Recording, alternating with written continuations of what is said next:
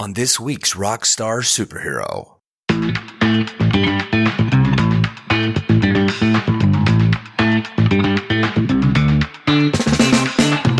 Scott Wino Weinrich. He's everything I ever wanted to be when I grew up.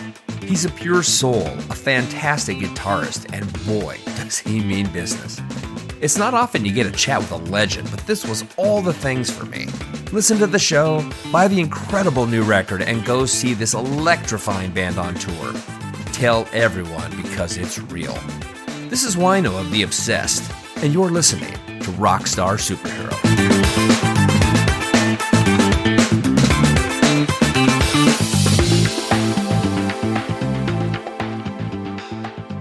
I have been a fan of yours for a very long time. Right on. And it is such an honor to have you here today. So I'm not going to dig deep into the pleasantries. I just want to go right at it, but I want to say thank you for being here. You're very welcome. Look, The Obsessed has been around longer than a lot of my listeners, right? You were a teenager when you started it all back in the 70s, I think, the late 70s. What were you looking for when you started the band? Were you trying to say something new with your music, or were you more concerned about missing the wave, that the things that were happening at the time? I was never really worried about what was happening at the time, really. All I know is that we were, me and my best friend, the original bass player for The Obsessed, he was actually kind of my mentor. He was a couple years older than me. We met at the pool, Hey, I heard you got an electric guitar. Yeah, I got to look, you know what I mean? And the next thing you know, we were playing together, and I was already into a lot of the same stuff he was, but he also turned me on to a few things I didn't have, and vice versa. But anyways, that's what I mean when I say we. We were just playing the music we loved, and I just felt like that I was hardwired from birth. I just felt like that I had the hunger, and like my philosophy has always been like, just get in there. Like, don't worry about how you can pay for the rehearsal space. Just get in there, and then worry about that afterwards. I mean, and I think that we had that kind of hunger going, and we were really into like faster stuff too, like punk rock stuff, right? So Like my personal taste in music ran the gamut between Sabbath, all the different like punk bands that I really like, mainly the punk bands that had like kind of low end or a little bit heavier, like Discharge, right around Hear Nothing, See Nothing, Say Nothing, or some band like SSD Control or something like that that I was on. So we liked all that kind of shit, and so eventually, we weren't really, all we were trying to do is get out there and play the music. I mean, I felt that we had something special. Yeah, I felt like we just get out there and take as many opportunities as we could to get out there and get it out there. Yeah. I love that. You're telling the truth, and what I mean by that is you weren't concerned about what was rock gonna do for you. You were just in it. You were following your DNA. Does that make sense?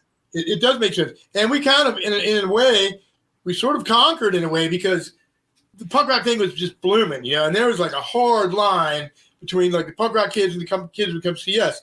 But we always had an in. Like, we always had an into these gigs. Like, whether it was this cat that worked at the record store that used to be like that used to be this long-haired dude that was in the Captain Beyond, or whether it be like, one of our friends, in one of the many punk bands like Joe Lally or Ian or bands like Iron Cross, Sabbath, all those cats.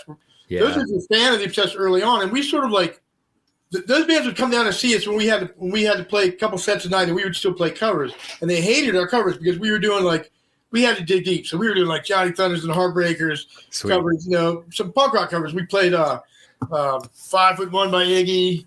What else did we play? We played some pretty raunchy shit by the Sex Pistols when we had our singer. So we were kind of in, and so I was always around and really wanted to prove myself to the punks, Right. So we would get these shows, and pretty soon we were kind of accepted as being the metal band that, that was playing at the punk shows. And, yeah. And so we sort of persevered, and I was proud of that. I feel that from you, man. I feel that there's the vibe. It's more about the attitude than it was the music, because obviously stylistically you're nothing like a punk band, and yet you have that attitude that just bleeds. Oh yeah, I dare you. Exactly. And that's how we were back then. I mean, when you're younger, you get away with a lot of shit when you're younger, Yeah. It's not that you wouldn't get away with it now, but I mean, I think you're smart enough not to do some shit now. You know what I mean? If you're still Well, when you're in your early 60s, you look like a poser if it's not for real from the beginning, right? That's right. And I'm happy to say that it was real from the beginning. And there's so many stories and it's just so much shit. But Henry Rollins, Henry's a great guy. whenever I email Henry something like that, he gets right back to me. I mean, he's a cool guy. But what I've noticed is like one of his main themes for his spoken word is when me and him met on the street of Georgetown, and it was like this real dramatic thing because it was real late at night. It's just a lonely streets. Here comes a skinhead. Here comes the long hair. And right then the tensions were high. And like both of us felt that. I knew exactly what he was talking about. I was like, oh shit, what's going to happen now? We're going to do a punch up. And it resolved cool. But over the years, the more that he tells that story year after year, I get more and more thuggish.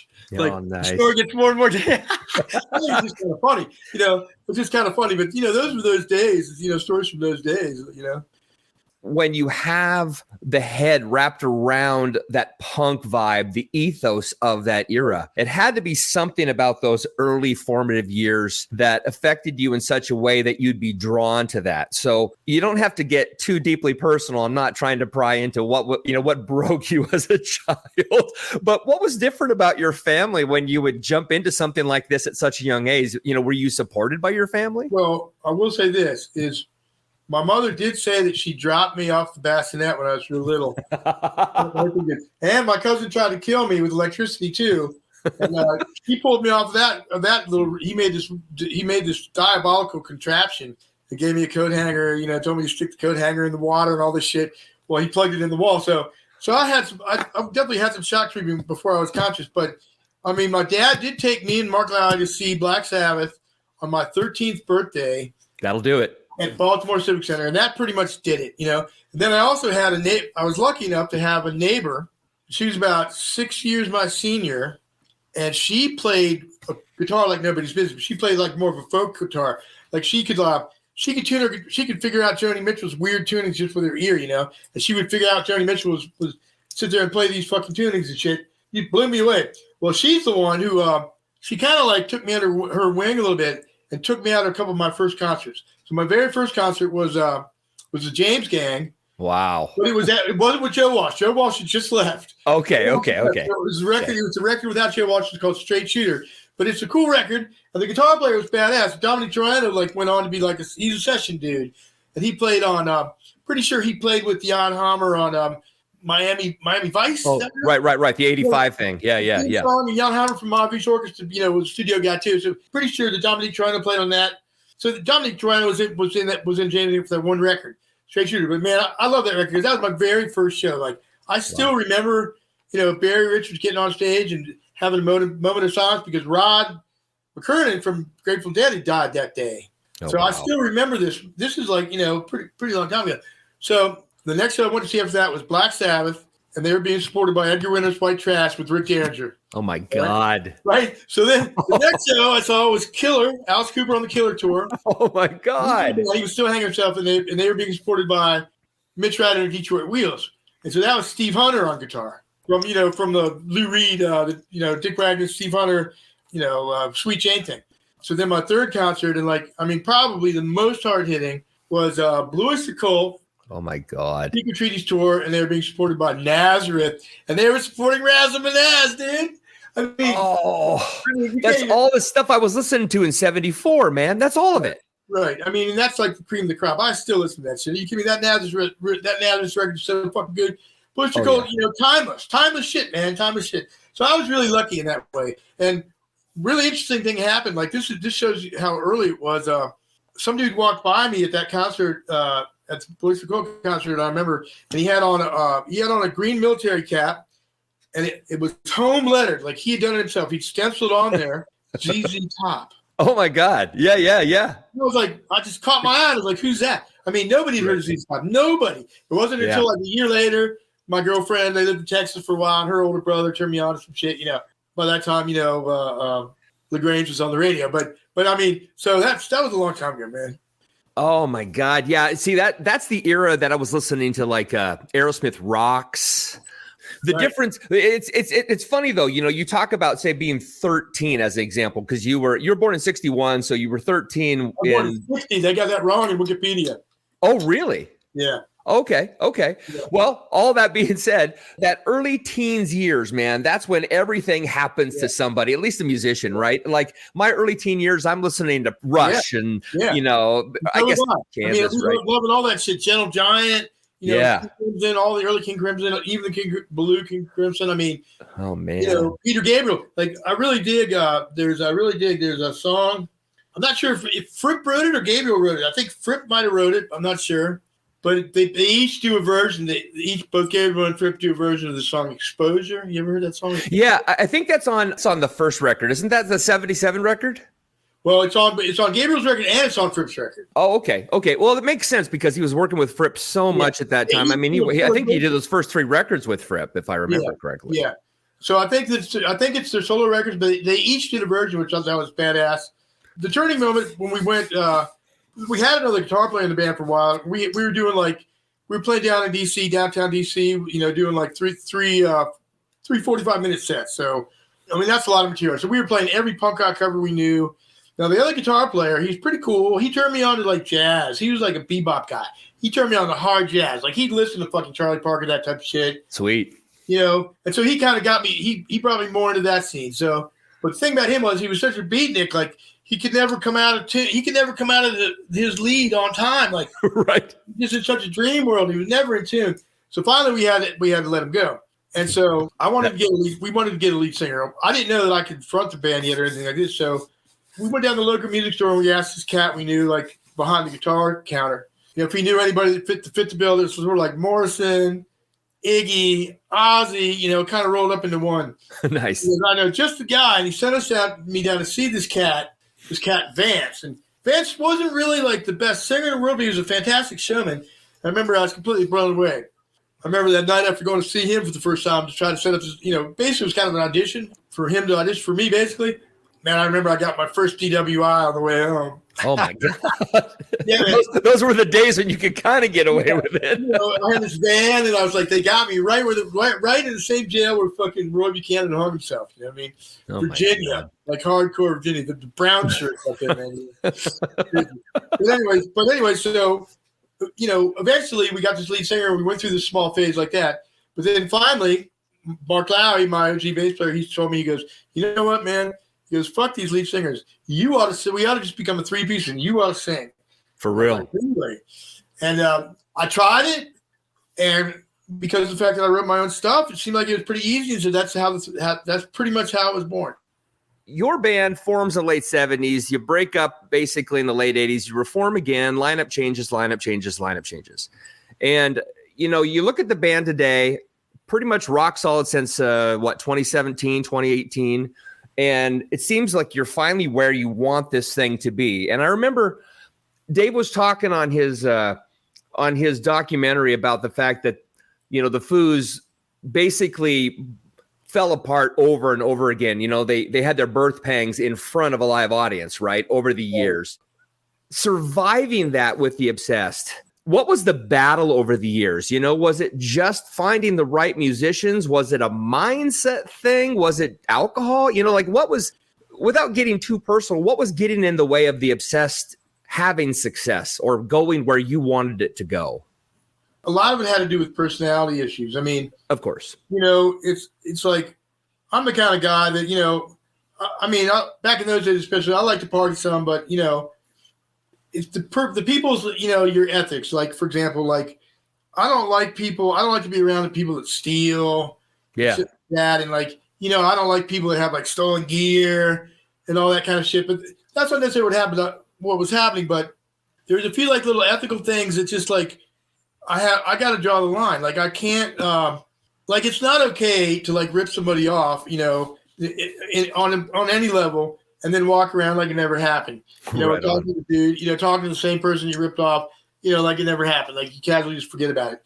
That kind of shit. Yeah. And but mainly I think it's personalities. Like, for example, when Spear Caravan was together, for example, I really thought that was going to be the band. I really did. I mean, every band that I've been in, I really hoped that was going to be the one. I never went into it thinking, I'm going to use this band for leverage and then get out.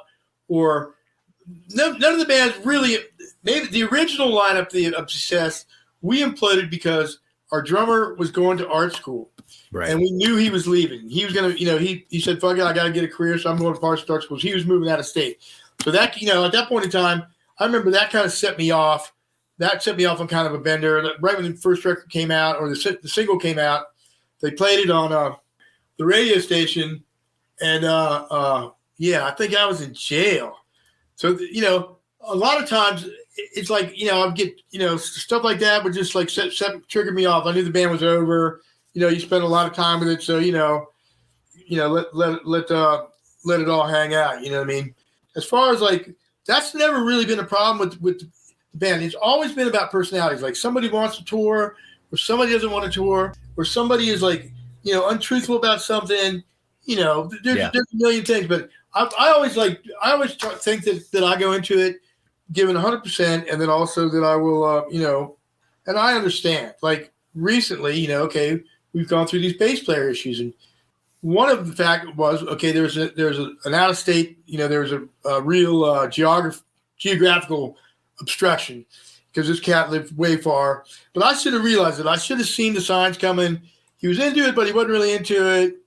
Then all of a sudden he just left. He just left. So, you know, those kind of things, they set you back. Right. But right now, like you're exactly right. I'm where I want to be. You know, it might be a little bit late in the game, you know, but man, still this is where it is. I mean, I think, you know, the second guitar, adding Jason and then adding Chris, I think was really the best thing that happened to Obsessed, really.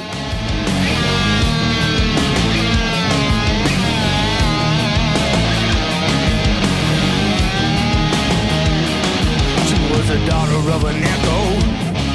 She was an MK slave. Well, Richard Farnsworth, the famous stuntman who eventually became an actor, got nominated for an Oscar right before he died. So, I mean, you know what I mean? It's never too late. You just keep fighting. You know, I still think as long as the music talks, you know, it's valid.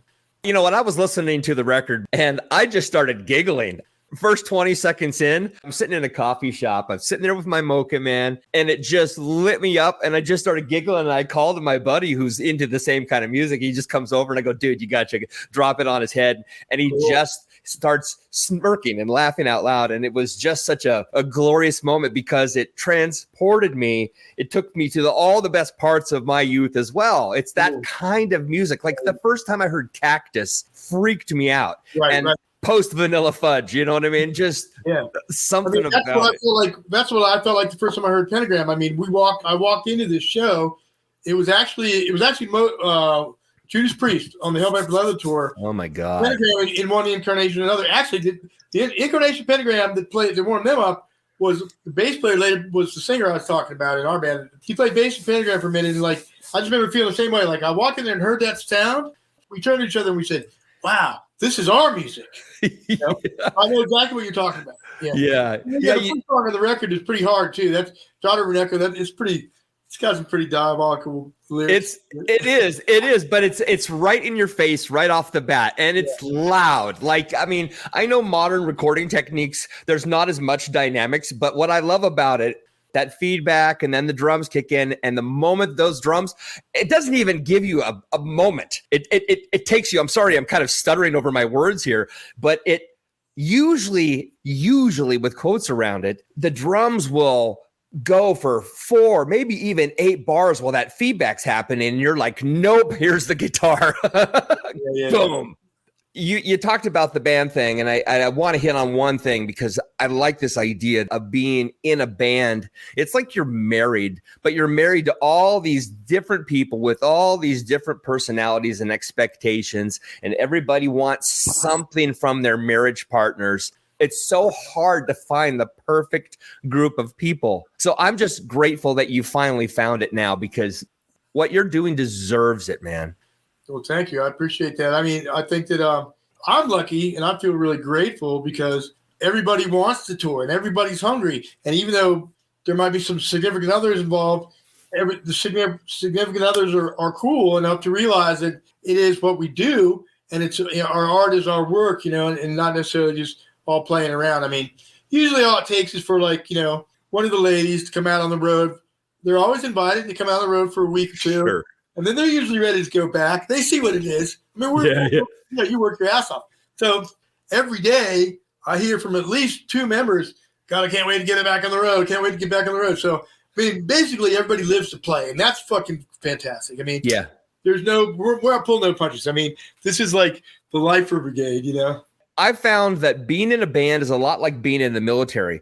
The guys in the Navy, they go out to sea for 6 months and then they come back and they reconnect with their wives or girlfriends or whatever. But then after they get a little burned out on each other, they can't wait to go back out to sea. And that's what it's like being in a band. You get lonely, but man, it's so great to get out there and to just play and to take it in from the audience, man. Yeah, that's true. And there's pitfalls. I mean, there's pitfalls. I mean, there's definitely a sacrifice on either end, You always get offered gigs, on your son or your daughter's birthdays or shit. Yeah. That's just a given. Yeah. That's just a given that's going to happen. You know what I mean?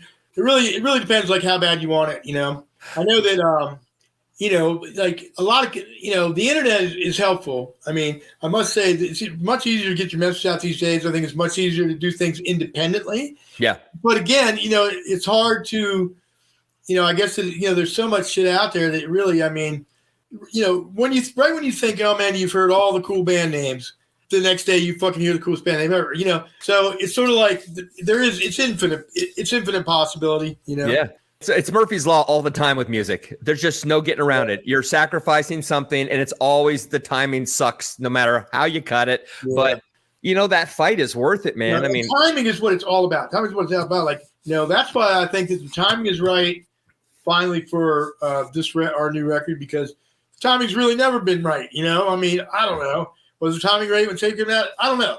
But bottom line is, I think that I really like the new record, man. I really do. I hope, I got high hopes for it. Well, I like the fact that you're a 4-piece again. I get it. You've been a 4-piece again for a while, but I like that you've brought Chris and Jason in. And I'm curious, how did you discover those guys? I mean, did they just fall into your lap? Did somebody make a recommendation? Did you see them on tour somewhere? Kind of all of the above. Like Jason used to play in this Canadian band called Sierra. Okay. Kind of like a hard rock, a little proggy. And they were a trio, and he fronted the band and sang, played guitar. And I really liked his trip, and we got to know each other. And then, Chris, we had another bass player for a little while that I just had we were just too crazy. The personalities were just too crazy. Like I just couldn't handle it, man. Like, right. So, so we airbrushed him out of the picture. Or photoshopped him out of the picture, whatever you want to call it. Yeah, sure. When we did the Obsessed page, so it was only me and Brian. And so we had Chris Angerberg. He noticed that, and he's like, man, I wonder if these guys need a bass player. And so he submitted a request. Okay, this is like a long time before I looked at it. Jason sent me a letter in the meantime where he said, really nice letter saying how he saw his future.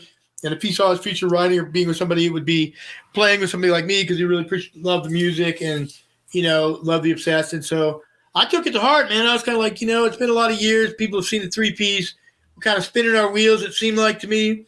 So I said, maybe now's the time to, do something radical, get another guitar player, get some fresh ideas in, songwriting ideas too. And so it worked, Then after Jason was solidified in, then, we went back and watched looked at Chris's profile and stuff. And I was just like, wow, this guy's perfect, Yeah. So, there it was. It was born, and there's some synchronicities. Chris is from Maryland, but lives in Florida now. But he originally was from Maryland, so we had some of the same friends, and pretty wild. I wanted to ask you about collaborations. You did the Probot thing with Dave Grohl a number of years back, and I know it was short-lived. But what was your experience like in that? Me and David's relationship has always been good. Like David, he loves you, man. Yeah, and I love him. And when he was young, really, really young. They used to support punk rock bands. Sometimes we'd be on the bill, like Scream.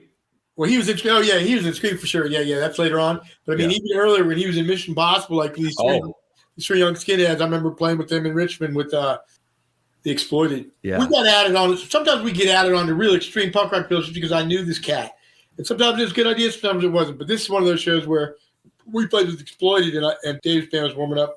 But he always wears our T-shirt. Stuff like that around, and I think that's really cool. Working with him on Probot was amazing. I mean, basically, I was on tour with Spirit Caravan, and my wife at the time, my ex-wife now, she got a phone call from them where they were asking about my publishing, and they were saying, well, because we recorded a song, we recorded Iron and Stone, and we wanted to use that for our single, and so that started that relationship. Okay, so then later on, David was like.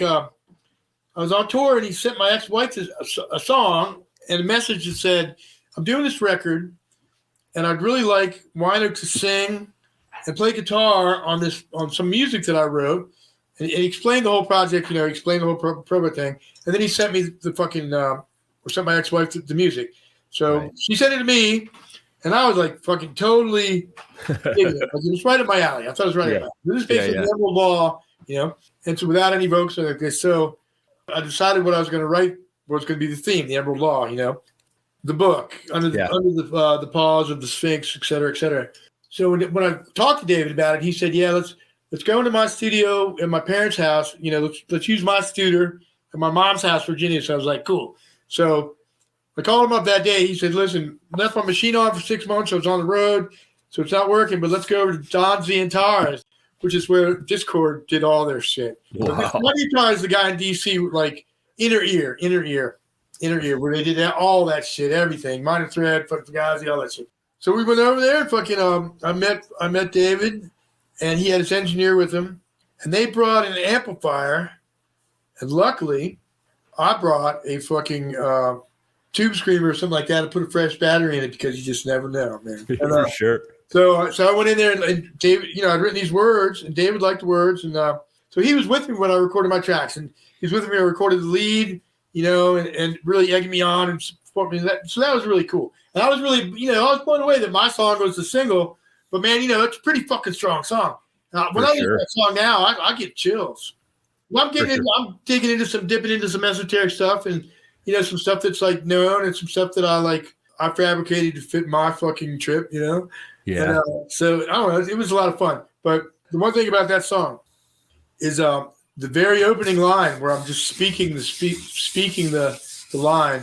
That's ancient Babylonian. That's off of something that Zechariah Sitkin translated off of cuneiform. Oh, right. Like the obelisks. Cuneiform stela. Oh, my God. Yeah. I didn't know that, man. Yeah, that's real Babylonian. So I get a chill when I think about that, because I think that came out really cool. It was like a serendipitous thing happening there, Yeah, that's rad, man. That's a great story, man. I had no idea.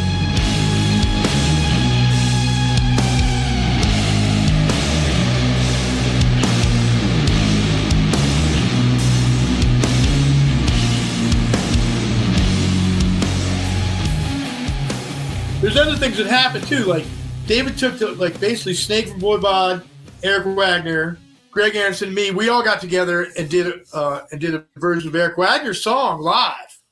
I don't know if you ever seen the version of My Tortured Soul? No. That's really fun. Okay, Jamie Josta, you can find it. You go to YouTube and look up My Tortured Soul. Like we do. Basically, we play it. We went down to Jamie Josta. Well, we did a day of press where like David's people took all of us around, Snake, me, Wagner, all these people around to different places, and we did press with all these people and took photos, right? Right. And then the last place we ended up in this magazine. I'm not sure what the name of the magazine was, but we were interviewing this guy, Don King. Okay. Now, Don King, years earlier, had completely and utterly slandered me in this magazine in Kerrang, issue of Kerrang, where he said that I robbed a liquor store. I just got out of jail because I robbed a liquor store. Okay. Now, that was all huge. That never happened. I'm not laughing at you. I started a lawsuit against him, and I would have won the lawsuit too, except my lawyer was a fuck up.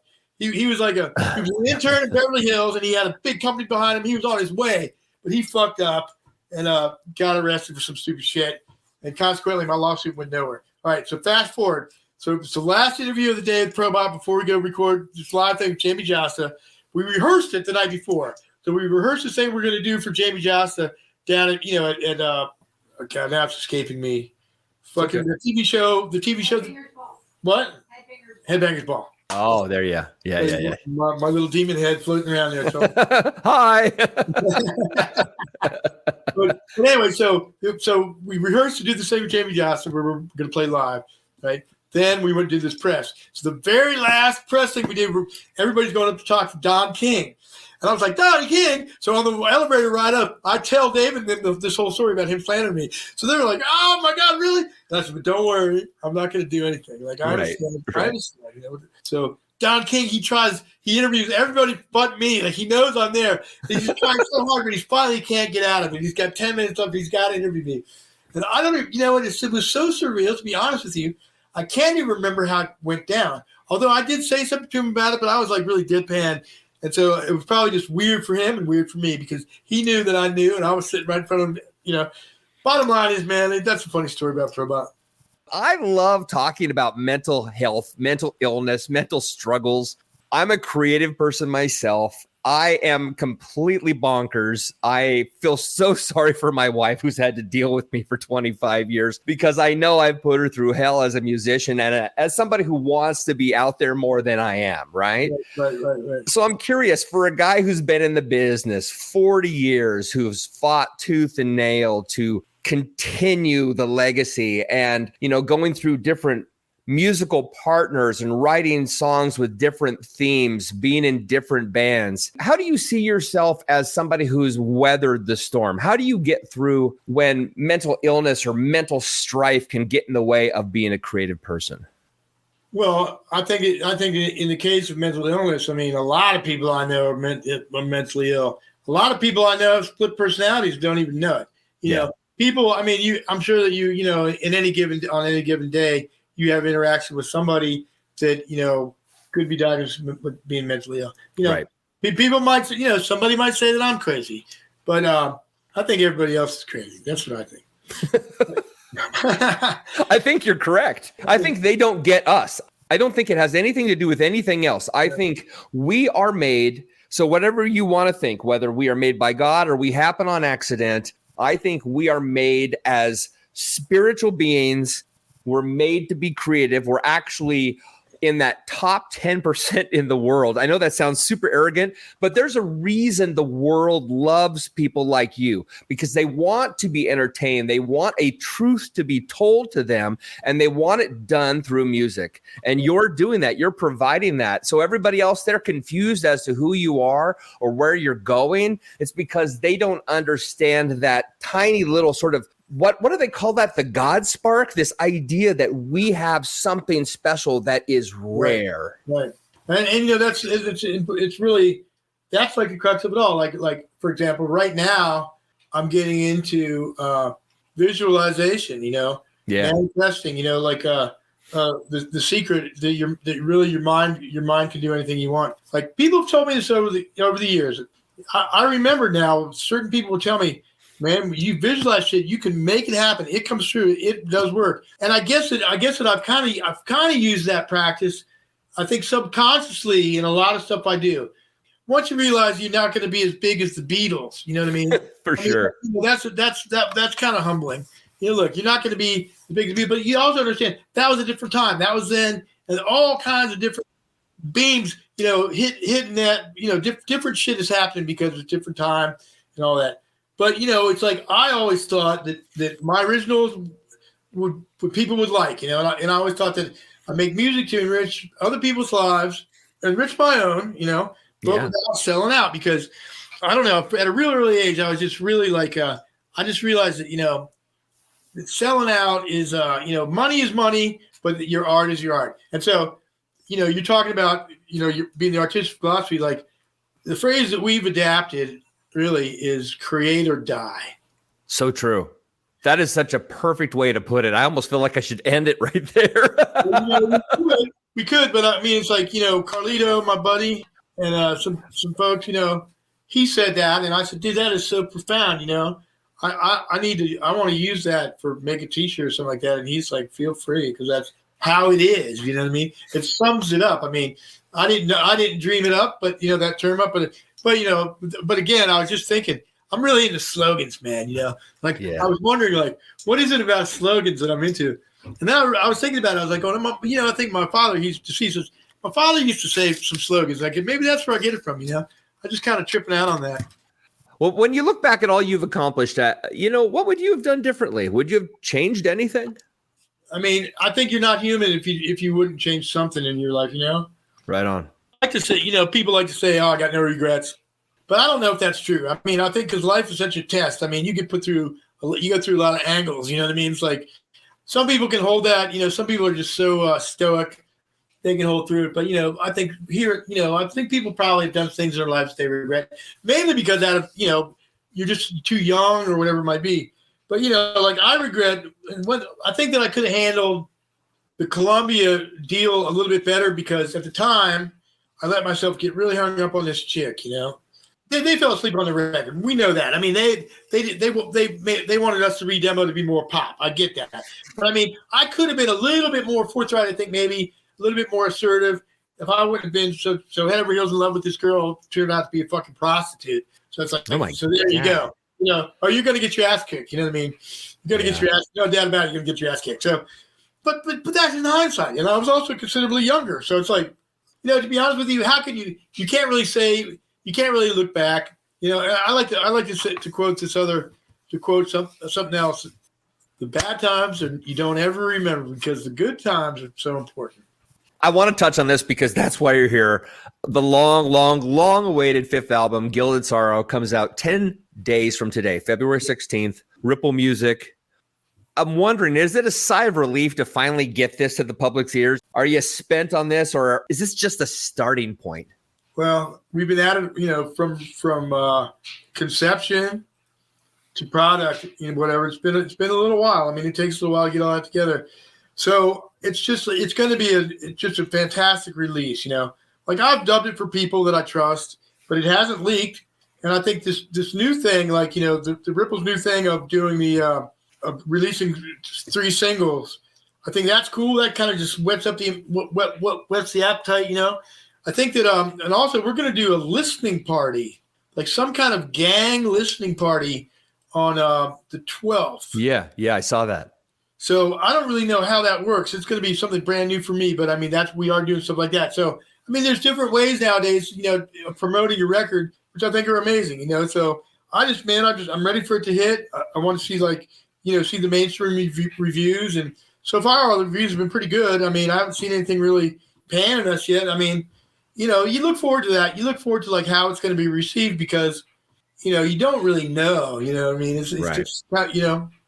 Then I have to ask the last question, which is, I was listening to an interview with Kumail Nanjiani today, and he was talking about how he had made the movie The Eternals, and he had put, you know, like 2 years of effort into this thing and had worked out a ton and got these big muscles so he could be a superhero in this movie, and the movie bombed like crazy. And Kumail was talking about the fact that he had invested everything of himself into this.